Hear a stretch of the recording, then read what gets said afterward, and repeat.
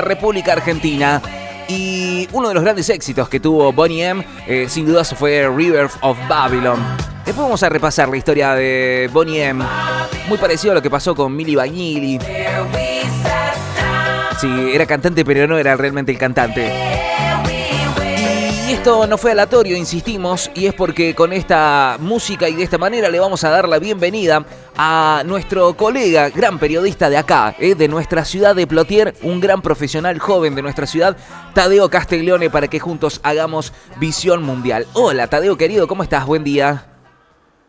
Buenos días, Bruno, buenos días, audiencia. Espero que todos tengan un excelente viernes y bueno, como siempre, un gran placer. Bueno, vos sabés que sabías la historia de Boney M, viste que tiene un muchacho que es un morocho que baila ahí, pero finalmente no era el cantante, esa voz que se escucha no era el cantante, sino que era un muchacho que habían contratado, bailaba bien, era fachero, que se son otras cosas, pero no era la voz original de las canciones que solemos escuchar de esta banda. Es llamativa esa historia, muy interesante, pero más interesante es aún lo que estábamos escuchando de cortina en el fondo, by the Rivers of Babylon. Excuse me, my bad English, disculpen mi mal inglés. Pero esta canción relata, tampoco era de Boney M, era de otro conjunto, claro, de Melody, si mal me equivoco. Pero con Boney M logró el estrellato, vamos a decirlo de alguna manera, que en realidad relata un texto que se encuentra en la Biblia, en el Salmo 137, que relata, bueno, los periplos, los sufrimientos del pueblo de Israel cuando fue llevado al cautiverio a Babilonia. Y si hay una región en el mundo, querido Bruno, que sigue generando acontecimientos desde el principio de la humanidad hasta ahora, es toda esta región de la Mesopotamia, del Asia Occidental, del Medio Oriente, como se suele decir, y que de manera continua por su ubicación estratégica, la unión de 3 continentes, Europa, Asia y África, sus rutas comerciales y la inmensa cantidad de recursos naturales, bueno, siempre está en el ojo de todo el mundo. Es desde que yo tengo uso de razón, siempre ha estado en conflicto, ¿no? Una zona sumamente conflictiva, que es como también mencionás, ¿no? Distintos libros de distintas religiones hablan de estos sectores, ¿no? Como sectores o como zonas sagradas, como zonas prometidas, como zonas donde, bueno, justamente desde la mirada de cada una de las religiones ven esta zona como, bueno, justamente el lugar. Y sin dudas ha generado conflictos que perduran hasta el día de hoy. Hoy, ¿cuáles son los conflictos que se vienen arrastrando hace tiempo y que hoy, bueno, los seguimos lamentablemente viendo? Bien, si los tenemos que enumerar vamos a estar hasta pasado mañana y no es la idea de perder tanto tiempo, aunque no sería una pérdida de tiempo, pero veríamos un hilo conductor en casi todos estos conflictos. En la actualidad, y era la razón de esta canción, íbamos a hablar un poco sobre la situación actual en el Estado de Israel en medio de todas las complicaciones derivadas de su operación, de su guerra abierta contra la Franja de Gaza, pero en realidad contra Palestina en línea general, porque también lo vimos semanas anteriores en Cisjordania. Y estamos hablando de una situación cada vez más alarmante, cada vez más preocupante. La situación humanitaria, por ejemplo, en la Franja de Gaza ya ha sido denunciada por todos los organismos internacionales. El redactor de los derechos humanos de Naciones Unidas ya no sabe más qué hacer y qué decir porque tiene que pronunciarse todos los días. Y es bastante complicada la situación mientras Israel mantiene su ofensiva en Gaza, que a esta altura ya no se sabe contra quién está combatiendo porque ya no hay, vamos a decir, una resistencia armada real. Bueno, se sigue complicando la situación para los más de 1 millón de gazatíes que están en una franja que te diría que es menor que la ciudad de Neuquén y Plotier sobre la ribera del río Limay, es decir, la mitad de nuestras ciudades. Sí. Y con una gran concentración de población en un pequeño territorio, el cual, bueno, en las imágenes, si uno busca, se dará cuenta que ha sido totalmente bombardeado y destruido. Eso por el lado de Gaza, una crisis humanitaria bastante grave, pero por el lado de Israel una grave crisis política que ha detonado, lo mencionábamos la semana pasada, ojo con la protesta en Israel. Continúan estas protestas en Israel en contra del primer ministro Benjamín Netanyahu. Y ahí hay un punto interesante, Bruno, nos vamos a salir un poco del tema, Sí. tal cual como el cantante, que nosotros hicimos cantante de Bonnie M, que no cantaba, bueno, Sí. Hay un guiño guiño, Netanyahu, no es su apellido Netanyahu, su apellido es Milejkovsky. No, y no pará, nació en no. Israel. ¿En serio me estás No, diciendo? sí. Milejkovsky, y no nació en Israel, nació en Polonia, por lo cual es un tipo, siempre tienen esa fama de cambiarse los apellidos. Incluso aquí en Argentina tuvimos un hecho interesante de diciendo tu apellido, te tenés que arrepentir de lo que dijiste, y derivó en una pelea épica universal, sí. pero bueno. Esa es la situación. Hay fuerte protesta en contra del gobierno de Benjamín Netanyahu, por cómo está llevando a cabo esta operación, que a nivel internacional acusen al primer ministro y a todo su gobierno de crímenes de guerra, y que haya una orden internacional para su captura en un estado como Israel, pequeño, que depende de la ayuda continua de activos que se envían de Estados Unidos, de la Unión Europea y demás. Es un golpe muy duro que no se puede dimensionar. Entonces recordemos que la Corte Penal Internacional derivó un pedido de captura internacional contra Netanyahu por genocidio, por limpieza étnica. Entonces, internamente en Israel hay muchas protestas que buscan que se termine con este gobierno, que además ha generado el quiebre de 60.000 pymes, pequeñas y medianas empresas, y que ha dejado al país verdaderamente al borde del colapso total, en medio de una región en los cuales se sigue aumentando más y más la tensión. Toda esta semana en Israel ha llevado ataques en contra del Líbano, ha llevado ataques aéreos en contra de Siria, justificando que se tiene que defender de amenazas, pero atacando terceros países. Esto viola legislación internacional, viola la soberanía de estos países y vuelve a posicionar de manera negativa a Israel en toda esta región, lo cual no es algo muy positivo con el panorama que estábamos analizando de todos los problemas coyunturales que los lleva a cometer estas acciones, que de parte se puede interpretar como de dos maneras diferentes. Primero, una actitud seguida de agresión contra los países vecinos para romper cualquier puente de diálogo, y segunda, esperando un contraataque para de alguna manera hacerse la víctima y cobrar, seguir subsistiendo a base de ayudas multimillonarias que provienen de Estados Unidos, y teniendo en consideración las elecciones presidenciales en Estados Unidos y también los fondos que Israel invierte en la política interna en Estados Unidos, las cuales no es menor. Un análisis del New York Times, uno de los principales diarios de Estados Unidos, reflejaba que por semana Israel le ha pagado $150,000 a cada legislador de Estados Unidos, de la Cámara del Congreso. $150,000 por cabeza por semana, para que se mantenga la ayuda constante hacia Israel. Números no poco menores, creo yo.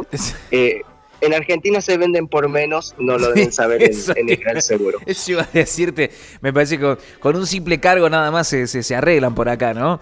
Sí, no, o la promesa de un cargo, por ejemplo, una embajada en la UNESCO, y después que no se lo den, o bueno, vaya uno a saber, una aplicación para el smartwatch, creo que era lo último, 900 pesos, algo parecido. No puede Pero, ser, no llegaban los 1.000 pesos. Sí, perdón, pero no llega a los 1.000 pesos, no pueden pedir que le pague eso. No, es la locura eso. Bueno, tal vez si Israel lo supiera, podría mantener mejores posiciones locales. Bueno, en medio de ese contexto complicado en Medio Oriente, también del otro lado se dan alianzas cada vez mayores. Por ejemplo, en toda esta semana estuvo el nuevo presidente iraní, Pezeshkian, en Irak. Hasta hace no muchos años, una alianza Irak-Irán era totalmente inimaginable porque son dos civilizaciones totalmente opuestas. Un Irán, una nación persa, Irak, esa nación que es la columna vertebral de la gran nación árabe, como se solía llamar, y históricamente, civilizatoriamente, Irán-Persia, Irak-Babilonia, exactamente como escuchábamos en esta canción, dos potencias siempre peleadas y que hasta no hace mucho tiempo también estaban peleadas, pero ahora los une más el espanto que cualquier otra especie de unión, que va referido a, bueno, toda esta situación regional sumada a la presencia continua de Estados Unidos en el área, obliga a que los diferentes países tengan que empezar a conformar alianzas para prepararse para contener su situación interna en medio de tanto revuelo local que se refleja en toda la región. Entonces, al igual que hace 2500 años, al igual que como bien mencionabas, desde que tenemos uso de razón, esta situación en torno al Asia Occidental, en torno al Medio Oriente, sigue totalmente convulsa, y más en medio de los cambios de épocas y en medio de el mundo en plena transformación, que es lo que siempre mencionamos, que hay una disputa actual entre si van a continuar bajo un sistema unipolar, bajo un sistema controlado por muy pequeños intereses, o esta evolución cambiante que se acelera cada vez más hacia una especie de multipolarismo, un mundo con muchos centros, con diferentes potencias, que no representa una ideología única, sino que la conservación de cada uno como tal cual es. Entonces, en medio de estos conflictos mundiales, internacionales de grandes cambios, también se ve referido en conflictos locales no menores.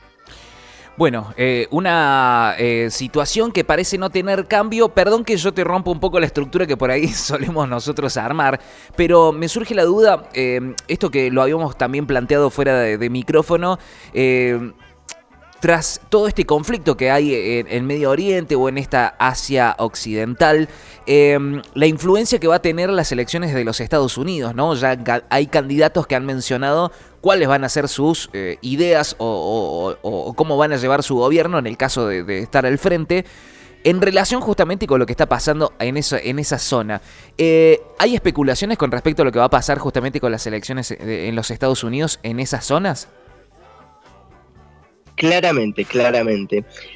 Por un lado, un Irán que ve con recelo la vuelta de Donald Trump. Recordemos que Donald Trump, en aquel fatídico comienzo del año 2020, que nos teníamos que comer 4 noticias mundiales por día, o por hora mejor dicho, fue el que responsable de la muerte del general Soleimani, aquel cabecilla militar de Irán. Eso fue a principios de 2020, un mes después estábamos todos en cuarentena.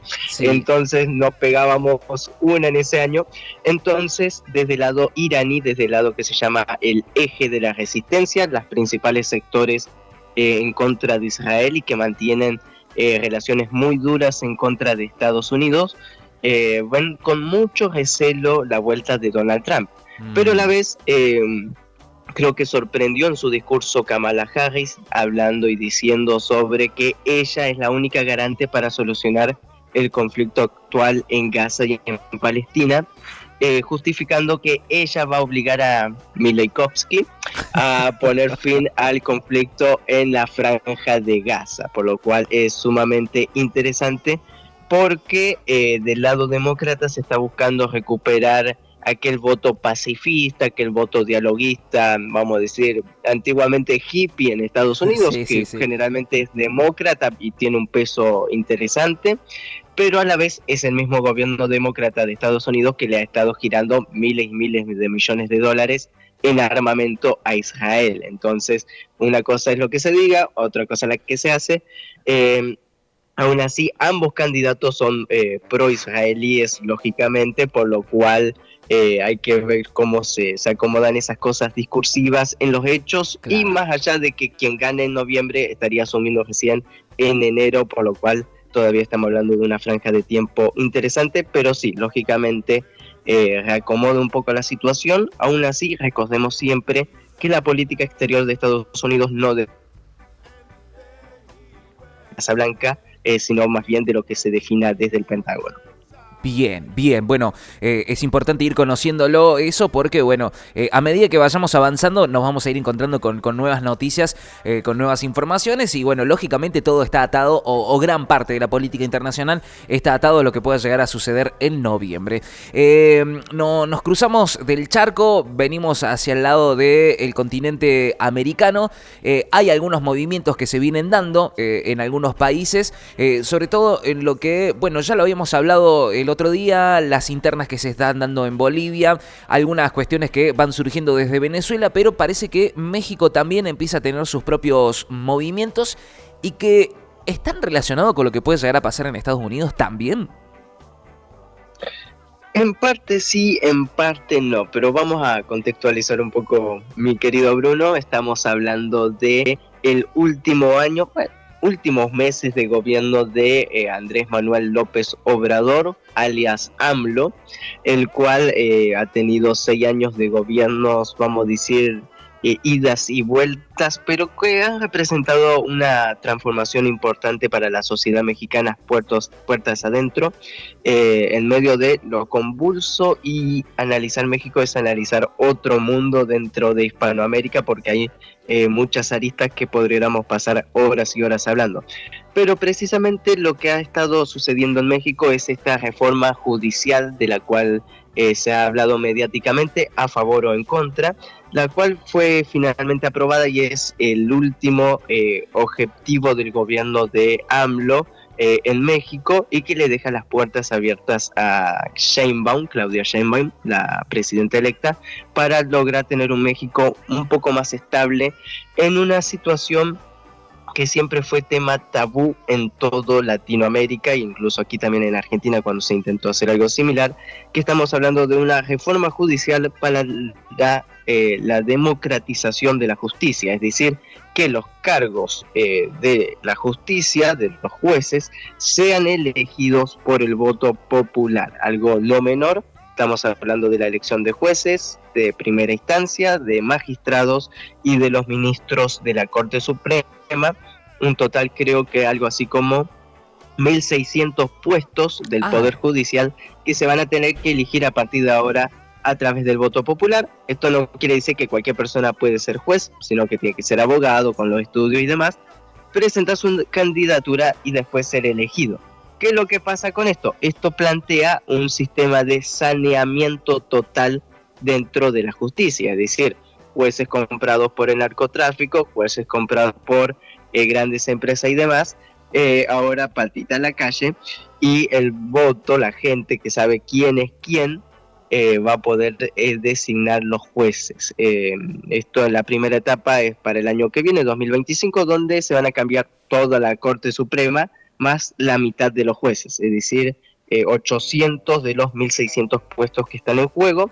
Y esto lógicamente crea un gran debate sobre si el Poder Judicial debe ser un poder democrático, un poder autónomo, un poder diferente, como una casta superior a la sociedad. Pues bueno, siempre es un debate abierto y que lógicamente en México ha causado un gran escándalo. Claro, ¿no? Me imagino que todo lo que tiene que ver con esas viejas estructuras que no quieren perder beneficios ni toda esa cuestión que van acumulando. Yo no sé si pasa, creo que en todo el mundo, ¿no? Yo creo que la justicia empieza a acumular poder, se empieza a mezclar con la política, empieza a mezclarse con grandes empresarios, poderes económicos, y termina desvirtuándose el objetivo real de la justicia, que es, bueno, justamente impartir justicia, ¿no? Me imagino que todo lo que tiene que ver con la oposición a eso se ha empezado a movilizar, genera falsa información. ¿Cómo se maneja justamente la información ahí en México en relación a este proyecto?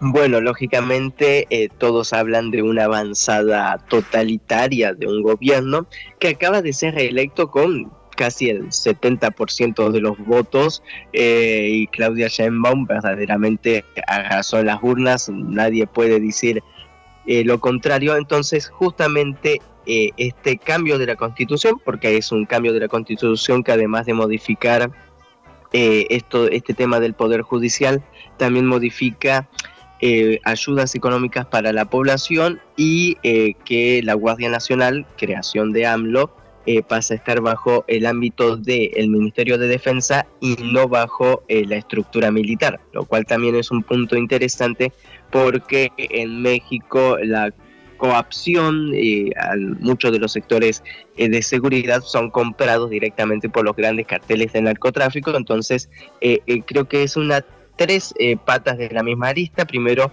una mayor ayuda económica hacia la población para despejar aquellas poblaciones que están secuestradas en sectores de los carteles que generalmente ofrecen este manto de protección y reparten alimentos a la población local y demás. Entonces se aseguran un apoyo popular dentro de todo.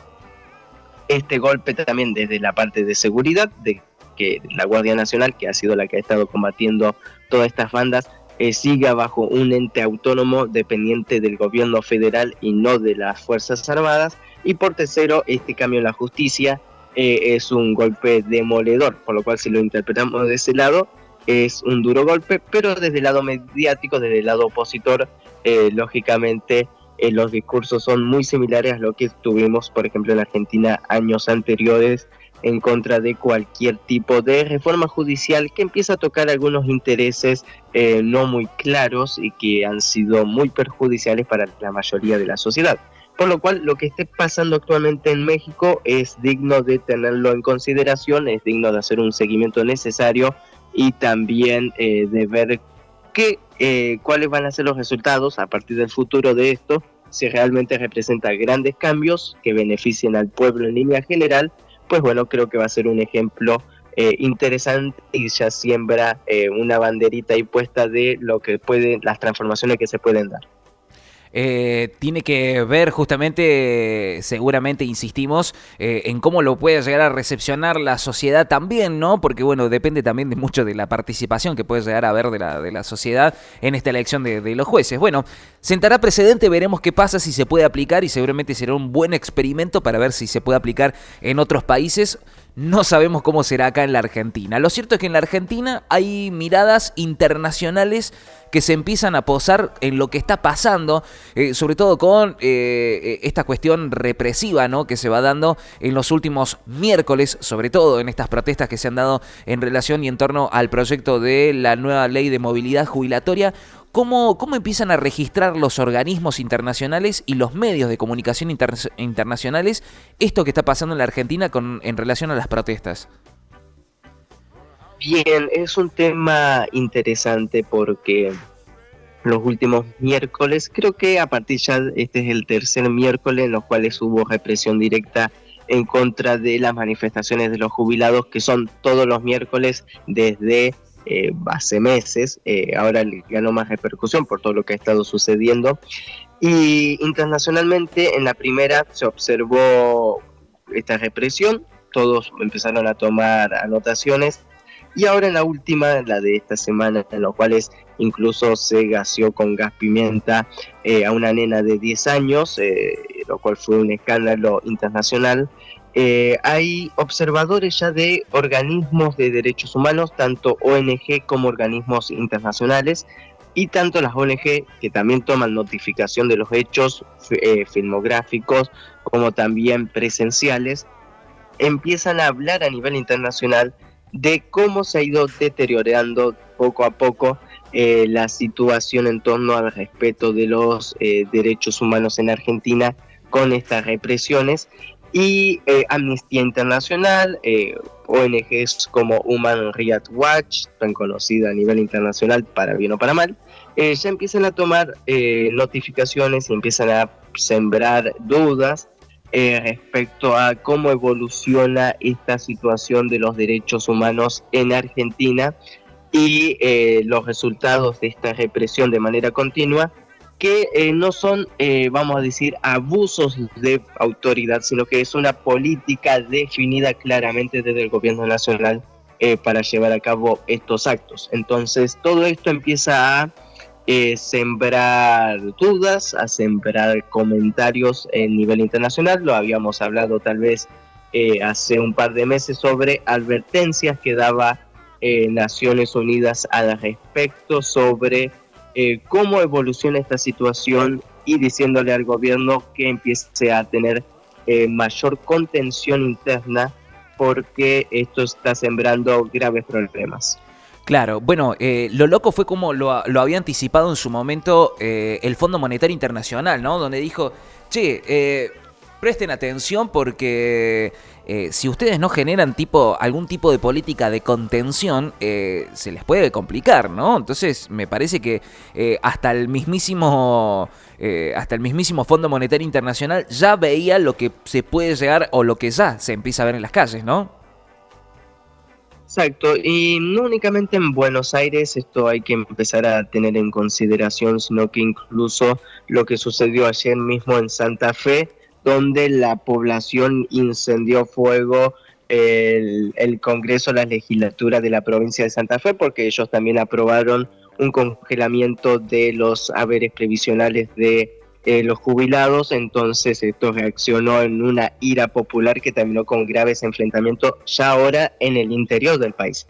Esto sumado a los tarifazos y demás que empiezan a dar un sentimiento casi de poblada, como sucedió en la década del 90. Vimos imágenes en Tucumán donde también se incendió fuego una sede de una cooperativa que cobraba los servicios de luz, de energía eléctrica, debido a estos abusos que se están cometiendo. Sí, sí. Y también, ojo con esto, que ya vamos a hablar ahora de la región directamente, que los diferentes políticas que se toman desde del Ministerio de Seguridad, desde Patricia Bullrich y todo y compañía, incluso a nivel local con política de antibloqueo de empresas, que se dijo que no se va a permitir que se bloquee Vaca Muerta, como si 10 personas cortan la ruta y no se puede transportar petróleo. Creo que desconocen la infraestructura de oleoductos y gasoductos. Es mucho, porque no estamos hablando de producción vitivinícola para la ministra de Seguridad.